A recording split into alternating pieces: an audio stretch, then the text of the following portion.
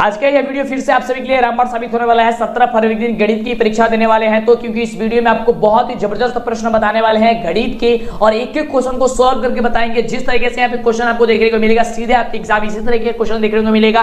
तो ये देखते हैं क्वेश्चन क्या कर रहा है, लेकिन उसके पहले अभी तक वीडियो को लाइक और चैनल को सब्सक्राइब नहीं किया कर लीजिए फटाफट से। यहाँ पे आपको प्रश्न पत्र सेट कोड मिलता है, यहाँ पे आपको विषय कोड देखने को मिलता है, ठीक है। तो ये सारा चीज आपको अच्छे से चेक कर लेना। आपके पास अब काफी कम समय है, अनोखा समय है, ऐसे में आप बहुत जबरदस्त तैयारी कीजिए। आपके एग्जाम में 138 प्रश्न पूछा जाएगा, जिसमें से मात्र आपको आधे प्रश्न का जवाब देना है। आइए देखते हैं क्वेश्चन क्या करना है, एकदम धमाल। तो सबसे पहला नंबर प्रश्न ये रहा आपके स्क्रीन पे कि यदि ax² + bx + c = 0 के मूल समान हो तो निम्नलिखित में से कौन सा कथन सही होगा। अगर आप इंग्लिश मीडियम वाले हैं तो देख सकते हैं यहाँ पे इंग्लिश में भी क्वेश्चन दिया गया है, फटाफट से जवाब देने का प्रयास कीजिएगा। देखते हैं कि 20 में 20 कौन बच्चे जो है वह सही कर पाते हैं।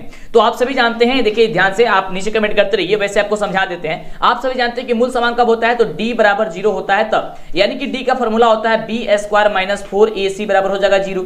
अब b² बराबर इसको पक्षांतरित करेंगे तो हो जाएगा 4ac, यानी कि b² बराबर हो जाएगा 4ac। तो b² बराबर 4ac कहां पे दिया गया है, तो ऑप्शन नंबर आपका ख नंबर में दिया गया है, यानी कि b नंबर, यानी कि आपका आंसर हो जाएगा बिल्कुल ही राइट जवाब हो जाएगा। समझ में आ रहा है ना। चलिए फटाफट से जवाब देने का प्रयास कीजिएगा। वीडियो को लाइक और चैनल को सब्सक्राइब नहीं किए हैं तो जल्दी से कर लीजिए। अगला प्रश्न आपके स्क्रीन पे 10 आपका विकल्प वाले प्रश्न रहेगा, यानी कि 10 में ऑप्शन देंगे, 10 में बिना ऑप्शन का आपका टेस्ट होने वाला है। अगला प्रश्न कह रहा है कि यदि x² + 3x + 12 = 0 हो तो x का मान निम्नलिखित में से क्या होगा। अब इसको x का मान निकालना है, ये भी उसी तरीके से बनता है। फटाफट से देखते हैं इसमें कौन बच्चे सही करके जवाब दे पाते हैं। देखिए ये क्वेश्चन जितना भी बताया जा रहा है, ये खुद बिहार बोर्ड ने जारी किया था क्वेश्चन, बताया था कि आपको ये पढ़ना काफी ज्यादा जरूरी है, और वही क्वेश्चन आपको बताया जा रहा है जो आपके एग्जाम में सीधे देखने को मिलेंगे। तो फटाफट जवाब दीजिएगा। तो बिल्कुल इसका राइट जवाब हो जाएगा वह वास्तविक नहीं है। कैसे नहीं है, ध्यान दीजिएगा, ऑप्शन इसका घ नंबर होगा।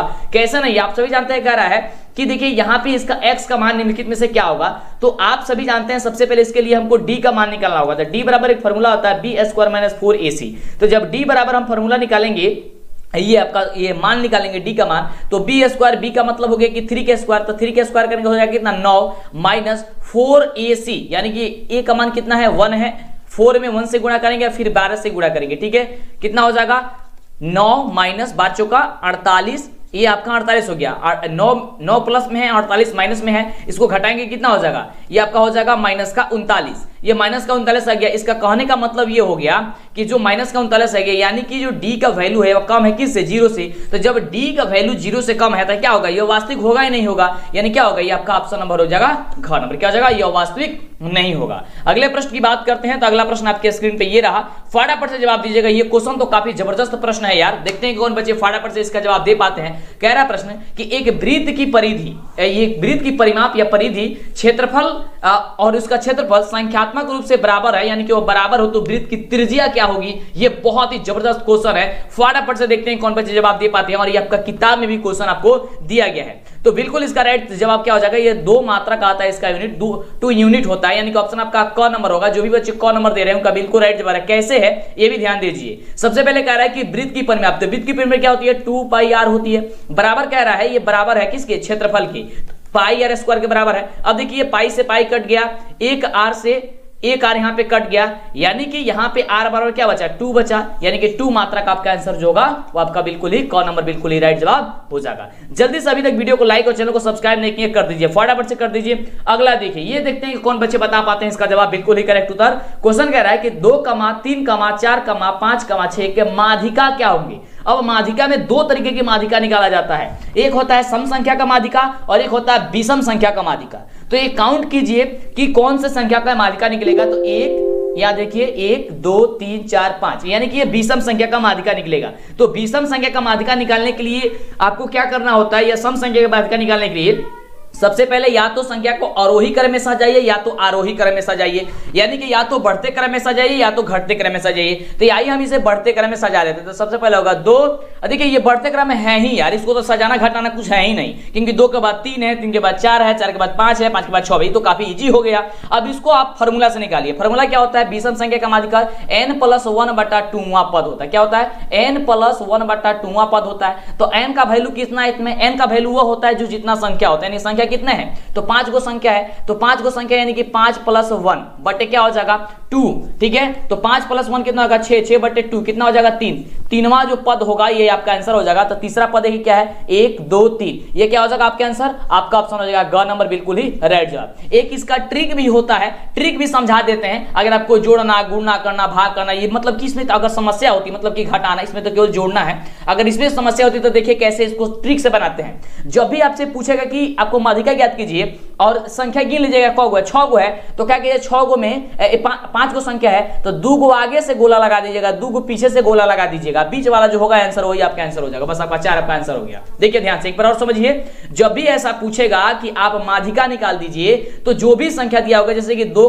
3, 4, 5, 6 दिया गया है, ठीक है, आप इसे अवरोही या आरोही क्रम में पहले सजा लीजिएगा। सजाने के बाद है, क्योंकि ये देखिए सजा हुआ है इसलिए हम नहीं सजाए हैं इसको, ठीक है, ये ऐसा लिखा हुआ है। अब क्या कीजिएगा इधर का 2 और इधर का 2, ठीक है, आप हटा दीजिएगा, बीच वाला जो बचेगा वही आपका आंसर हो जाएगा। क्या हो जाएगा 4, या फिर फार्मूला से बनाना चाहते हैं तो भी आप बना सकते हैं ना। मजेदार। चलिए अगला देखिए, ये क्वेश्चन सबसे मजेदार क्वेश्चन है, मजेदार क्वेश्चन है। कह रहा क्वेश्चन कि वृत्त की सबसे बड़ी जीवा क्या होती है, तो वृत्त की सबसे बड़ी जीवा आपको बताना है, ये तो काफी बच्चे जानते होंगे। तो वृत्त की सबसे बड़ी जो जीवा होती है वह व्यास कहलाती है। क्या कहलाती है बाबू, वह व्यास कहलाती है। वृत्त की सबसे बड़ी जीवा क्या कहलाती है, व्यास कहलाती है। और व्यास क्या होती है, केंद्र से होकर के गुजरती है। ये बात आपको ध्यान में रखना। अभी तक जो बच्चे वीडियो को लाइक और चैनल को सब्सक्राइब नहीं किए हैं वो फटाफट से कर लीजिए, फटाफट से कर लीजिए, नहीं तो आपको आगे से वीडियो नहीं मिल पाएगी। और जितना भी क्वेश्चन नहीं देखें, देखिए आपके पास समय काफी कम है, अनोखा समय बचा हुआ है। अगला प्रश्न कह रहा है कि एक्स अक्ष का निर्देशांक क्या होता है। तो हमने आपको कई बार बताया है कि एक्स अक्ष का निर्देशांक पूछे या वाई अक्ष का निर्देशांक पूछे, जो अक्ष पूछेगा वह मान रहेगा उसके बाद वाला 0। जैसे एक्स अक्ष का निर्देशांक तो एक्स का एक्स रहेगा और उसके बाद वाला 0 यानी कि एक्स का 0। अगर वाई अक्ष का निर्देशांक पूछेगा तो आपका क्या हो जाएगा, एक्स 0 हो जाएगा, वाई आपका y का y रह जाएगा। यानी कि पहले x का वैल्यू होता है, दूसरा y का वैल्यू होता है। तो x का वैल्यू में अगर x अक्ष पूछेगा, x अक्ष का निर्देशांक तो x का 0 होगा, y अक्ष का निर्देशांक पूछेगा तो 0 का y होगा। जो पूछेगा उसको रहने दीजिएगा, जो नहीं पूछेगा उसके आगे 0 लगा दीजिएगा, पीछे 0 लगा दीजिएगा, बस आपका आंसर निकल करके चला आएगा एकदम धमाल तरीके से। अगला नंबर प्रश्न देखिए, ये तो बहुत ही मजेदार क्वेश्चन है यार, देखते हैं कि कौन बच्चे इसका जवाब सही से दे पाते हैं। देखिए क्वेश्चन क्या कह रहा है, बहुत ही बढ़िया क्वेश्चन कि 2 sin, देखिए ध्यान से, 2 sin 58 डिग्री अब बट्टे क्वेश्चन पूछा गया है cos 32 डिग्री। इसको बताना है कि इसका वैल्यू कितना होगा।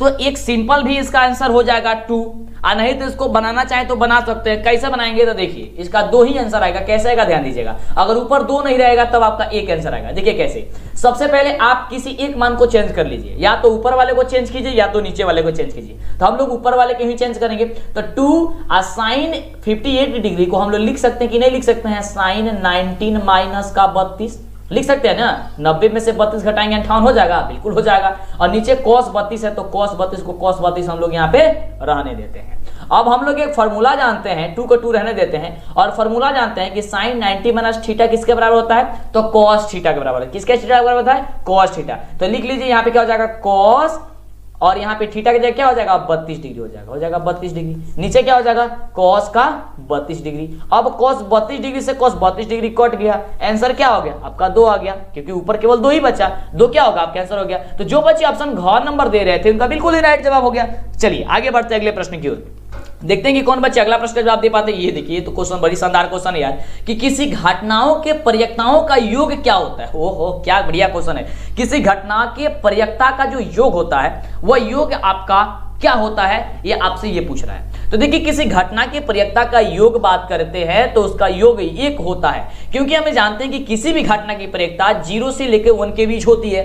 तो 0 से 1 के बीच की बात करते हैं तो हमको क्या होगा 1 होगा इसका योग, हमेशा के हमेशा के लिए इसका योग 1 ही आना चाहिए, आएगा, यानी कि ऑप्शन क्या हो जाएगा ग नंबर हो जाएगा। तो जो भी ऑप्शन ग नंबर दे रहे थे उनका ऑप्शन ग नंबर जो होगा वह बिल्कुल ही राइट जवाब है। अगला देखिए, अगला प्रश्न कह रहा है कि एक चर में रैखिक समीकरण का व्यापक क्या होता है। एक चर में रैखिक समीकरण का व्यापक रूप पूछ रहा है। यहाँ पे व्यापक रूप क्या होता है, तो आप सभी जानते हैं कि एक चर में होता है ax प्लस b बराबर क्या होता है 0, यानी कि आपका क्या हो जाएगा, इसका बिल्कुल ही राइट जवाब हो जाएगा ऑप्शन नंबर क। ठीक है, क्या हो जाएगा ऑप्शन नंबर क जो होगा वह बिल्कुल ही राइट जवाब हो जाएगा। ठीक है, क्या हो जाएगा ax का ये एक चर में रैखिक समीकरण का व्यापक रूप क्या होता है, व्यापक रूप होता है ax प्लस b होता है। अगर हम बात करते हैं 2 चर में, तो 2 चर वाले क्या होता है A X square plus B X plus C होता है, ठीक है, बराबर 0 होता है। अगर 3x में 3 चर में पूछेगी यानी कि 3 वाला पूछता है तो होता है A X cube plus B X square plus C X plus D होता है। ये सभी आप लोग जानते हैं, बराबर 0 होता है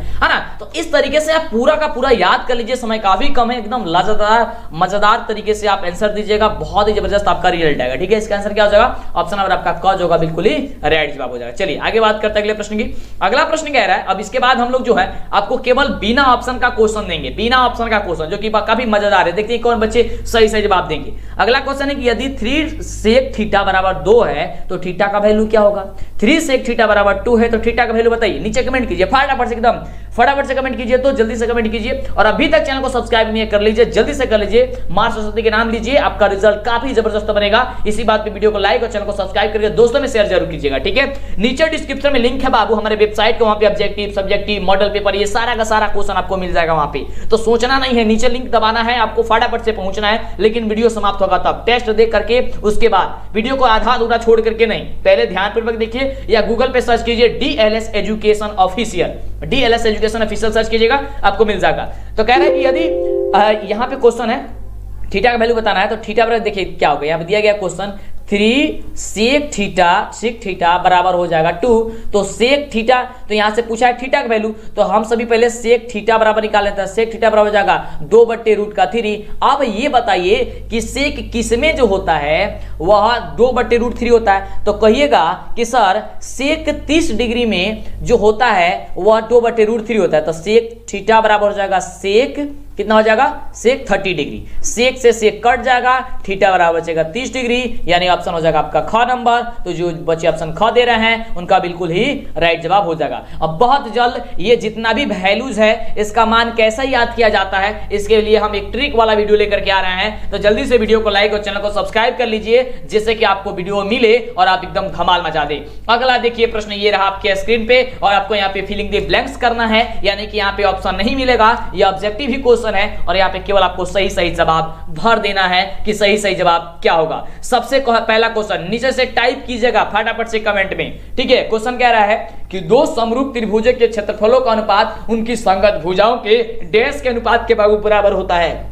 बहुत ही बढ़िया क्वेश्चन है कि 2 समरूप त्रिभुजों के क्षेत्रफलों का अनुपात उनकी संगत भुजाओं के वर्गों के योग के बराबर के अनुपात के बराबर होता है, यानी कि ऑप्शन नंबर हो जाएगा, आइए ऑप्शन नहीं इसमें हो जाएगा वर्गो, यानी कि जहां भी ऑप्शन आपका वर्ग दिखाई देगा वहां पे आपको टिक कर देना है। और इस लाइन को भी अपने दिमाग में बैठा लीजिए, इस लाइन को भी बैठा लीजिए दिमाग में कि ऑब्जेक्टिव में क्वेश्चन आएगा ही आएगा कि 2 समरूप त्रिभुजों के क्षेत्रफलों का अनुपात उनकी संगत भुजाओं के वर्गों के अनुपात के बराबर होते हैं। चलिए आगे बात करते हैं अगले क्वेश्चन की, बिल्कुल अब फटाफट जवाब दीजिएगा। अगला देखिए कह रहा है क्वेश्चन कि 1, 2, 3, 4, 5 के डॉट के माध्य क्या होंगे। माध्य आपको बताना है। अरे यार ये तो कितने आसान क्वेश्चन है, देखते हैं कि कौन बच्चे का सही जवाब आता है। देखिए माध्य बराबर होता है प्रेक्षणों का योग बटा प्रेक्षण की संख्या।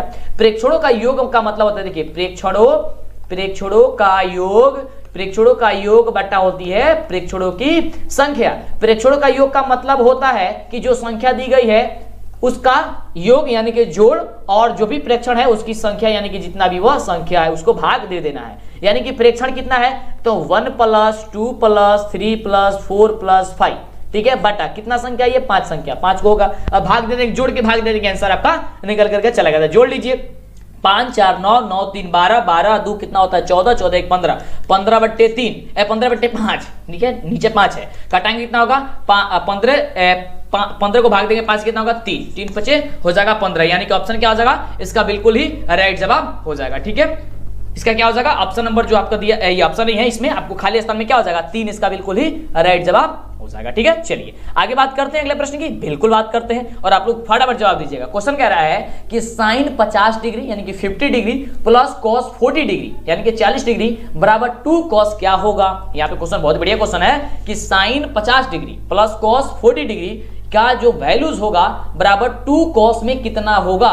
तो ध्यान दीजिएगा, इसको बनाने के लिए आपको क्या करना होगा, तो इसको बनाने के लिए आपको क्या करना होगा ध्यान दीजिएगा, बड़ा ही मजेदार क्वेश्चन है। देखिए कौन बच्चे का सही जवाब हो पाता है। देखिए दिया गया sine 50 degree plus cos 40 degree, तो हम क्या करेंगे साइन वाले को बदल लेंगे कॉस में, बदलेंगे तो क्या होगा, देखिए साइन यहाँ पे हमको है 50 डिग्री, 50 डिग्री को लिख सकते हैं साइन 19 - 40 डिग्री, ठीक है, आप प्लस हो जाएगा कॉस का 40 डिग्री। अब चलिए, अब साइन 90 माइनस थीटा किसके बराबर होता है, कहिएगा सर cos थीटा के बराबर होता है, तो cos हो जाएगा यहाँ पे 40 डिग्री या प्लस हो जाएगा cos यहाँ पे 40 डिग्री। अब देखिए यहाँ पे cos 40 डिग्री या cos 40 डिग्री कितना हो जाएगा 2 cos 40 डिग्री, तो 2 cos 40 डिग्री, तो 2 cos तो दे दिया है, मान क्या बैठा देना 40, यानी हो जाएगा 2 cos 40 डिग्री, यानी ऑप्शन हो जाएगा क्या चीज आपका यहाँ पे, ये ऑप्शन नहीं दिया गया यहाँ पे, इसका राइट जवाब हो जाएगा क्या चीज 40, ठीक है 40। जो बच्चे ऑप्शन 40 दे रहे थे उनका बिल्कुल ही राइट जवाब है। अगला देखिए, अगला प्रश्न कह रहा है कि 10 जो होता है 10 19 माइनस थीटा किसके बराबर होता है, ये तो सभी बच्चे जानते हैं यार कि 10 90 में से। फटाफट से कमेंट कीजिए, जल्दी से वीडियो को लाइक और चैनल को सब्सक्राइब कर लीजिए, बताइए फटाफट से कि क्या होता है, बिल्कुल cot थीटा होता है, यानी कि ऑप्शन क्या हो जाएगा cot थीटा, यहाँ पे लिख देंगे हम लोग cot थीटा, हो जाएगा आपका आंसर cot थीटा। तो ये क्वेश्चन आएगा एकदम आपको फटाफट से वहां पे टिक कर देनी है। अगला देखिए, अगला प्रश्न कह रहा है, बहुत ही मजेदार प्रश्न है, कह रहा है कि किसी वृत्त की स्पर्श रेखा डैश बिंदु पर स्पर्श करती है, किसी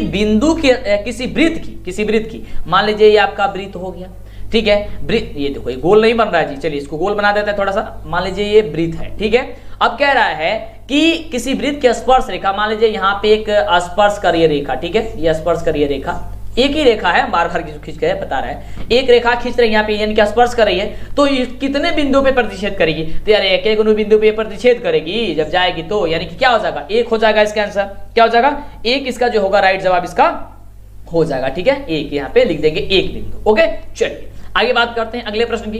तो अगला प्रश्न कह रहा है, बहुत ही मजेदार क्वेश्चन, कि एपी का सारवंतर धनात्मक, ऋणात्मक या फिर डैश हो सकता है। एपी का सारवंतर क्या क्या हो सकता है, धनात्मक हो सकता है, ऋणात्मक भी हो सकता है, और क्या हो सकता है वह शून्य भी हो सकता है। क्या हो सकता है, यहाँ पे शून्य भराएगा, क्या होगा शून्य। तो आपके ऑप्शन में, आपके क्वेश्चन में ऐसा क्वेश्चन पूछा जाएगा एपी का सारवंतर क्या हो सकता है, और आपके ऑप्शन में धनात्मक, ऋणात्मक और शून्य, और इनमें से सभी रहते, क्या मारिएगा इनमें से सभी, ठीक है। चलिए अगले क्वेश्चन की बात करते हैं। अगला क्वेश्चन क्या कह रहा है, तो ये रहा अगला क्वेश्चन आपके स्क्रीन पे। प्रश्न कह रहा है कि रैखिक समीकरण का आलेख जो होता है वह क्या होता है।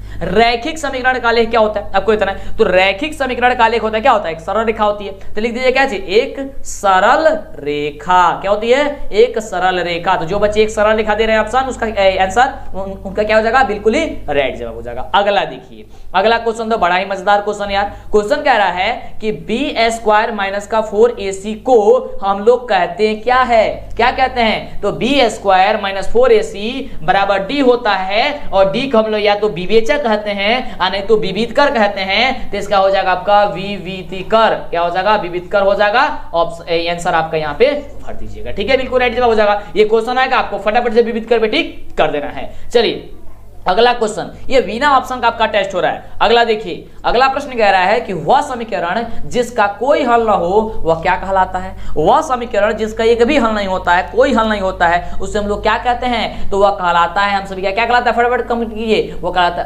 असंगत। क्या कहलाता है, असंगत कहलाता है, यानी कि आंसर आपका हो जाएगा संगत। यहाँ पे टिक कर देना है, जब भी आपके एग्जाम में आएगा, तो ऑप्शन वाला नहीं, ऑप्शन वाला आएगा आपके एग्जाम में, तो आपको फटाफट से ऑप्शन वाले पे टिक कर देना है। अगला देखिए 20 नंबर, क्योंकि बीसी टेस्ट लेने वाले थे आपका, तो 20 नंबर क्वेश्चन कह रहा है कि अर्धगोले का संपूर्ण पृष्ठीय क्षेत्रफल कितना होता है। अर्धगोला का संपूर्ण पृष्ठीय क्षेत्रफल, तो आप सभी को पता है, कहिए कि सर अर्धगोले का संपूर्ण पृष्ठीय क्षेत्रफल होता है 3πr², यानी कि 3πr², इसका बिल्कुल ही राइट जवाब हो जाएगा। तो 20 में देखते हैं कि कौन बच्चे सही जवाब दिए, नीचे कमेंट करके एकदम पूरा कमेंट से भर दीजिए, और लाइक और चैनल को सब्सक्राइब कर लीजिए। आइए आपको बताते हैं कि ये पीडीएफ वगैरह जो होगा वह कहां पे आपको मिलेगा, और मॉडल पेपर वगैरह पिछले कई सालों का मॉडल पेपर आपको कहां पे मिलेगा। आपको गूगल में जाना है, और गूगल में जाकर के हमारा वेबसाइट सर्च करना है डीएलएस एजुकेशन, ठीक है। यहाँ पे डीएलएस एजुकेशन जैसे ही आप सर्च करेंगे तो डीएलएस एजुकेशन का ऑफिशियल वेबसाइट आएगा। हमारे नाम से डीएलएस एजुकेशन एक और वेबसाइट कोई दूसरा कोई बना दिया है, आपको उस पे नहीं जाना है, आपको यहाँ पे डीएलएस एजुकेशन ऑफिशियल जो लिखा होगा आपको उसी पे क्लिक करना है, या नीचे डिस्क्रिप्शन में उसका लिंक होगा। जैसे क्लिक करेंगे आपके सामने इस प्रकार से ओपन होगा डीएलएस एजुकेशन ऑफिशियल।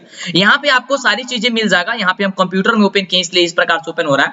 यहाँ पे मिलेगा आपको बीएसएबी 10th official model paper download 2022 के लिए, आपको सारी चीजें यहीं पे मिल जाएगी। लेकिन आपको अगर प्राप्त करना चाहते हैं आपको स्क्रीन पे, तो ये सारी चीजें मिल जाएगी, लाइव टेस्ट, ऑब्जेक्टिव, सब्जेक्टिव, ठीक है, बहुत सारा पोस्ट आपको मिलेगा देखने को जो आपके एग्जाम के लिए बेहतरीन है। आपको मॉडल पेपर वाला जो सेक्शन है सबसे पहले वाला पे रेड कलर में जो आपको दिखाई दे रहा है उस पे क्लिक करना है और आपको यहाँ पे नीचे चले जाना है। ठीक है, जैसे आप नीचे जाइएगा तो देख सकते हैं यहाँ पे आपको सारा का सारा मॉडल पेपर मेंशन कर दिया गया है। 2022 का हो या 2021 का हो, 2018 का हो, 2017 का हो या कोई भी सेट हो या हो। ठीक है, यहाँ पे देख सकते हैं 2022, 21 और एक नहीं पांच मॉडल सेट आपको जारी किया गया है। तो देखिए जानना बहुत जरूरी है, यहाँ पे डाउनलोड करके यहाँ पे देख सकते हैं आप सारी चीजें। ठीक है, उसके बाद आप नीचे जाएंगे तो 2021 वाला है, इसी प्रकार भागाते जाएंगे 2020 वाला है, यहाँ पे आप बात करते हैं 2019 वाला है और यहाँ पे आपका 2018 वाला है कर देना है। जैसे आप क्लिक करेंगे तो यहाँ पे देख सकते हैं ये फटाफट तरीके से आपके मोबाइल फोन में डाउनलोड हो जाएगा। देख सकते हैं ये इस प्रकार से डाउनलोड हो रहा है, हमारा कंप्यूटर में ओपन हुआ है, इस प्रकार से ये इस प्रकार ओपन हुआ है, देख सकते हैं ये डाउनलोड हो गया। तो आप जल्दी से वीडियो को लाइक कर दीजिए, लाइक एकदम दबा के करना है आपको, जितने भी बच्चे वीडियो को देख रहे हैं, और चैनल को सब्सक्राइब कर लेना है जिससे कि जैसे ही वीडियो हम डालें आपके पास नोटिफिकेशन पहुंच जाए, आप वीडियो को देख सकें। समय काफी ही कम है, जल्दी से दोस्तों में शेयर कीजिए। फिर मिलते हैं इसी तरह कमाल वीडियो के साथ नेक्स्ट